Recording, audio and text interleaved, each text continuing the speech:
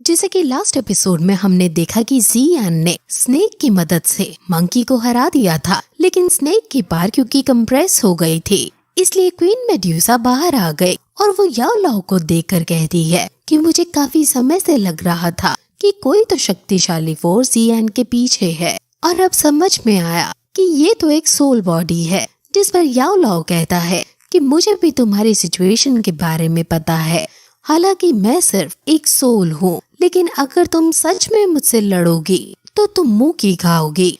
मैं तुमसे कोई लड़ाई नहीं चाहता, इसलिए तुम मेरे डिसाइपल को छोड़ो, मैं तुम्हें छोड़ दूंगा। अगर तुम इसके साथ सफोकेटेड फील करती हो तो तुम यहाँ से जा सकती हो।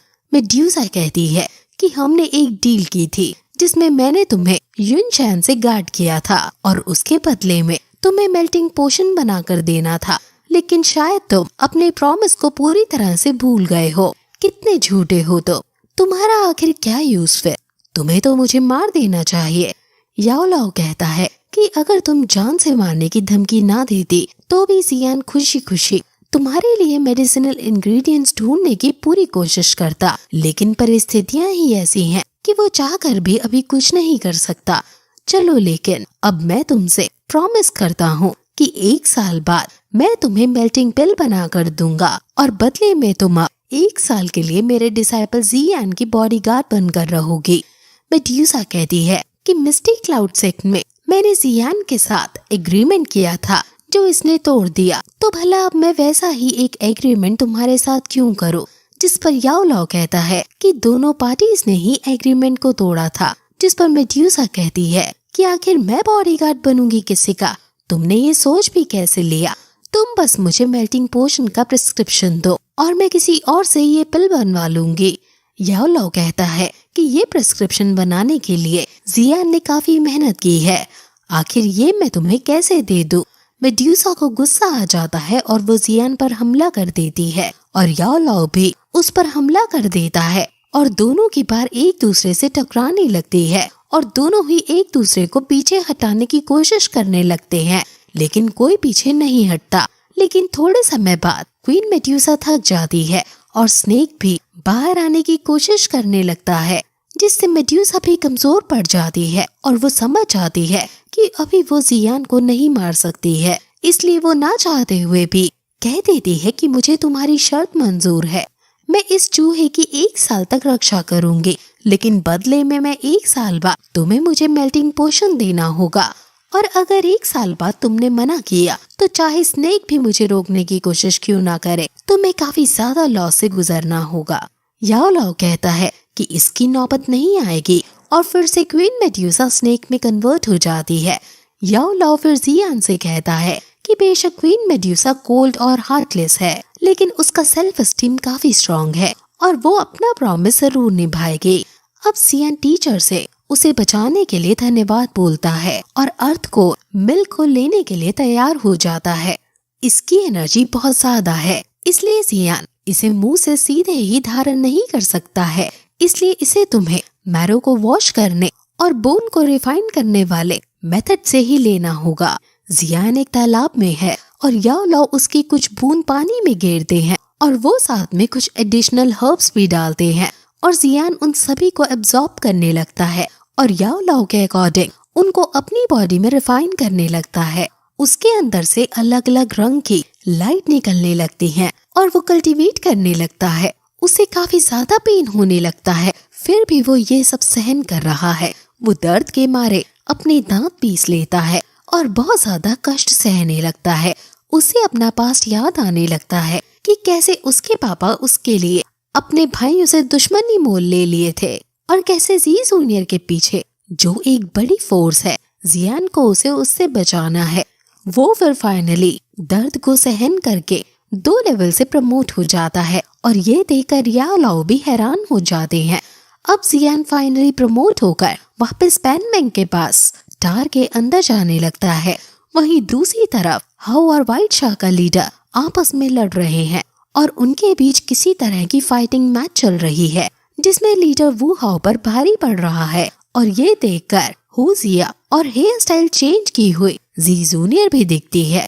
वू हाओ लड़ते लड़ते थक जाता है, लीडर उसका मजाक उड़ाते हुए कहता है कि क्या कोई भी यहाँ नहीं जो मुझसे पंगा ले सके।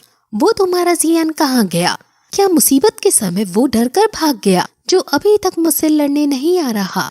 मैं तुम में से सबको पैन बैंक छोड़कर व्हाइट शाम में आने की इनविटेशन दे रहा हूँ। जो आना चाहे अभी भी टाइम है, वो आ सकता है। लेकिन वू हाओ को गुस्सा आ जाता है और वो फिर से उसे लड़ने के लिए आगे जाने लगता है।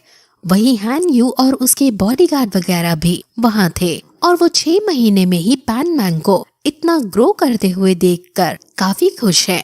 वो लोग जियान की पार के बारे में डिस्कस करने लगते हैं कि उसके पास कुछ हिडन सीक्रेट्स हैं जो वो किसी को नहीं बताता है।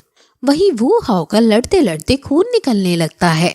भाई चैंग 6 स्टार दौलिंग है और वू हाओ उसे किसी भी कीमत पर हरा ही नहीं सकता है। इसलिए जी जूनियर खुद अब आगे बाई चैंग से लड़ने के लिए आगे आती है, जिस पर बाई चैंग कहता है कि क्या पैन मैंग में कोई योद्धा नहीं बचा जो एक लड़की को लड़ने के लिए आगे कर रहे हो?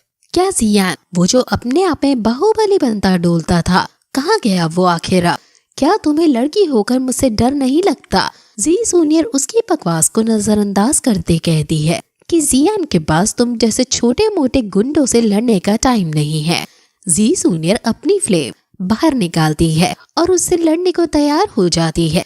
बीच बीच में हमें एक ताकतवर योद्धा जिसका चेहरा छुपा हुआ है उसकी झलक दिखाई जा रही है, और ये असल में कौन है वो हमें आगे के एपिसोड में पता चलेगा।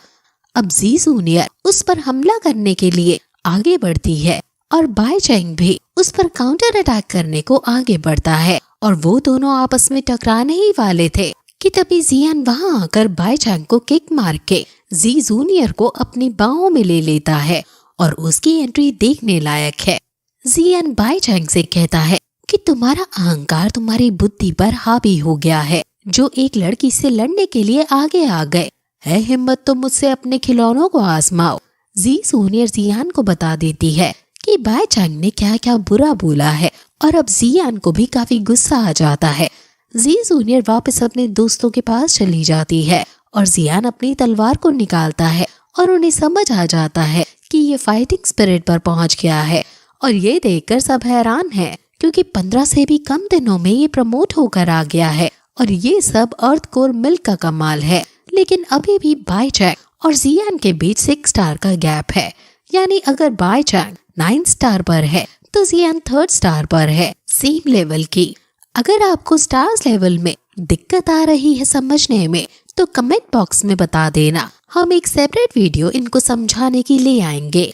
वही बाई चैंग कहता है कि तुमसे लड़ने का इंतजार मैं काफी समय से कर रहा था और तुम अब आ ही गए मेरे सामने, अब तुम नहीं बचने वाले। अब दोनों फाइट करने लगते हैं और जियान 3000 थंडर फीट का इस्तेमाल करके उसके अटैक से बचता है और अपनी फास्ट स्पीड का यूज करके उसे कंफ्यूज करने लगता है। लड़ते लड़ते जियान को भी थोड़ी दिक्कत हो रही है क्योंकि बाई चैंग भी काफी ज्यादा ताकतवर है। दोनों में काफी फियर्सफुल बैटल हो रही है और जियान की स्पीड और स्ट्रेंथ बहुत ज्यादा बढ़ गई है, इसलिए बाई चैंग को काफी दिक्कत हो रही है।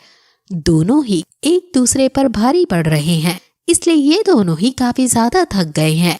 लेकिन अब जियान कहता है कि वार्म अप बहुत हो गया, अब असली फाइट की बारी है, और ये कहकर वो एक फॉर्मेशन क्रिएट करने लगता है और वो the 3 mysterious changes of heaven and fire की फर्स्ट लेवल, जिसका नाम क्विंग लैंग बियान है, उसका यूज करता है और फिर यही एपिसोड खत्म हो जाता है।